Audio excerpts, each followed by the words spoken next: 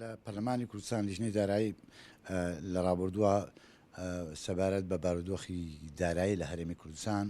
پرۆژێکمان ئامادە کردو وەزیرەکان هاتنە پەرلەمانی کوردستان لێ راپۆرتەکەمان پێشکەش کرد.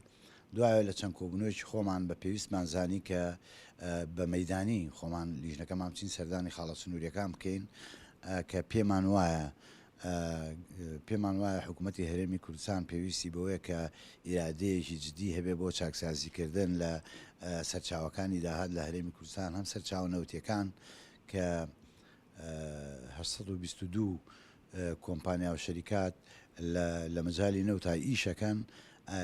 پێمان وایە بە هەدەردانێکی زۆر لە سامانی گشتی لەم بوارە هەیە کە حکوومەتی هەرێمی کوردستان دەستی بۆ بەرەت و چاکسازی تیا بکە و دووهەم سەرچاوە داهاتە نانەوتیەکان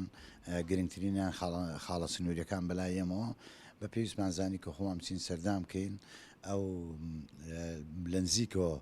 ڕەوش و بارودۆخی خاڵە سنووریەکان ببینین تاوەکو ئەو سەرنج و تێبینیانەی پێشتر لە راپۆرتەکان هەمان بووە ئێستا بەرچاوڕوونی زیاترمان هەبێ کۆمەڵێک سەرنج و تێبینی و کۆمەڵێک ڕاستپاردە و پێشنیار بکەین بۆ سەرۆکاتی پەرلەمانی کوردستان کە حکوومەتی هەرێمی کوردستان پێویستە لەم مەجالانە دەست بەرێ بۆ چاکسازیکردن بۆ مەبەستا ئێمە لە لیژنەی دارایی سەردانی خاڵە سنووریە